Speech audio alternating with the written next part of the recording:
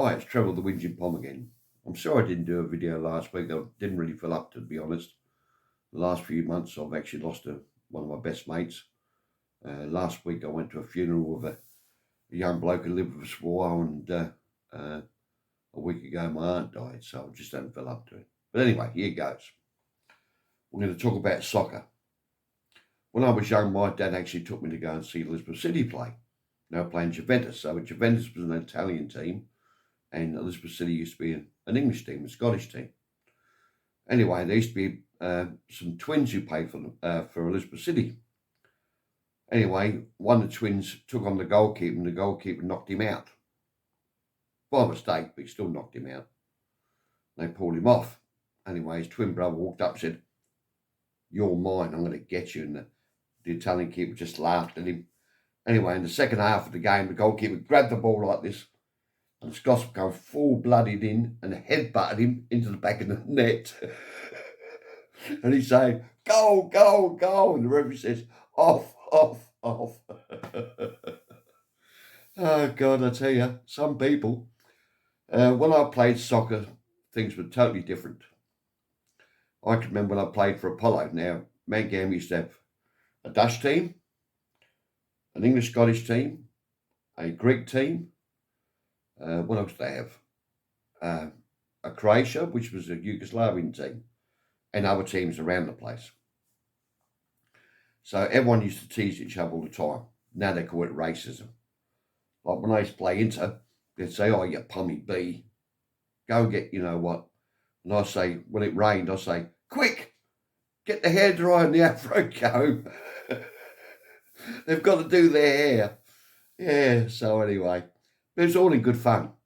At the end of the day, at the end of the match, we always used to have a drink together. And I can remember a mate of mine who was Italian, I won't say his name. What he used to do is when I used to get in the goal mouth, defending, he'd pull the hair on the back of my legs. It's just as the ball was coming in, I go, "Oh!" And he'd jump up and take the ball off me. Another one we used to do was you used to lift your feet up, put them close to their feet, and when they went out for the ball, you put them down, they can't jump. So, yeah, just tricks of the trade. Because I played soccer for 32 years, so my job was never no bloody good at it. I don't know why, but yeah, and I can remember playing against Narracourt once. Now, Narracourt was full of footy players, but they also played soccer. They were rough as guts, they were. They really were. And this one bloke, I scored 2 goals past him. He was a fullback. Anyway, so I'll have you next time. I said, "Oh, you reckon?" So what I did was, I ran up towards him, and I put the ball between his legs, said, "Come on and have a go." And as he put his leg out, I jumped, and he king hit me and knocked me out clean, I tell you. But guess what? At the end of the game, we had a drink, we just had a good laugh about it. So, yeah, good fun. I loved playing soccer. I retired when I was 42. And then when I used to play for Strathmont, which is in Adelaide, it used to be a residence for people with disabilities. And there was probably a couple hundred, I suppose, stayed there. And it varied from minor disabilities to really bad disabilities. And the reason I started the soccer team was because the patients could actually watch the game. And other teams used to be scared stiff when the patients used to come out because some were pretty bad. Anyway, one day we're getting ready to start the game. We're practicing first before we start the game. And one of the patients popped in the middle of the pitch where the ball starts off from. So they had to get someone to shovel the shit up, and then we moved the ball over a bit. Oh, God, it was good fun playing for them. Yeah. And then once a year, Strathmont would play Hillcrest Mental Hospital in cricket. It's like a charity match, so the patients could all watch it and everything else. Anyway, one player short. This bloke come walking out. He said, I played cricket. He said, I used to play for one of the big teams. I was an opening batsman. We said, "Oh, well, that's all right. We'll get him to play for us." Anyway, first ball, he's out. We thought, bloody hell, he wasn't much bloody good, was he? Next minute, 2 nurses came over and says, "Come on, about time you went back. He was one of the patients. Oh, God. Yeah. And all the years I played soccer, you know, no matter whatever happened during the game, after the game, just to drink with each other and have a bit of a joke and a laugh. I mean, it doesn't matter who you play against. It was always just good fun. Now, an engineer at Kimberley Clark was one name of Peter Williams. Anyway, I don't know if I told this story before, actually. But he comes in, he's a good mate of mine. I used to call him Dad, even though he was younger than me because his last name was Williams. And I said, who's that bloody idiot you hired? I won't mention the bloke's name. And I said, he bloody useless. He's a wanker. He said, Trevor, he said, that's one of my best mates. And I said, and a very nice bloke he is too, Peter.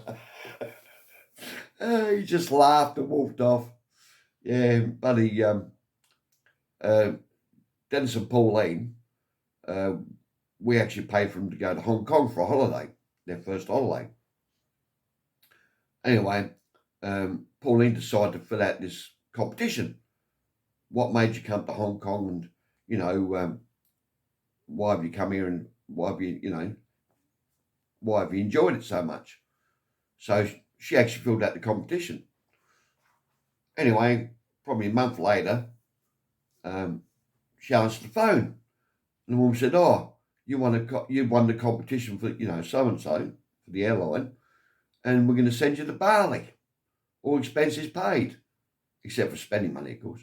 So she hung the phone up, and they rang back and said, no, it's for real. You went to the competition. Anyway, so they won it, and they went to Bali, the pair of them. Now, as I said, Dennis didn't want to be more than 5 feet away from Pauline, so she wanted to go whitewater rafting, which me and her used to do all the time. He said, I'll go.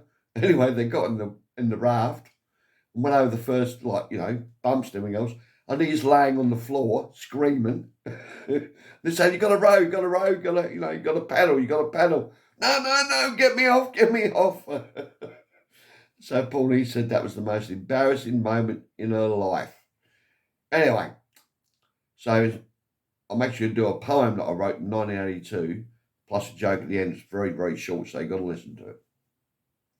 The poem is, we came to Australia from afar, from England we came by boat. We landed on these sunny shores, and Pomander said we spoke. With £6 in our pocket and a country far away, I felt so very desolate for home I left in May. Although I still feel English, that part will still remain when I made this land my home again. That's my poem. Now, this is a very short joke. This woman, I actually saw this on TikTok, I think.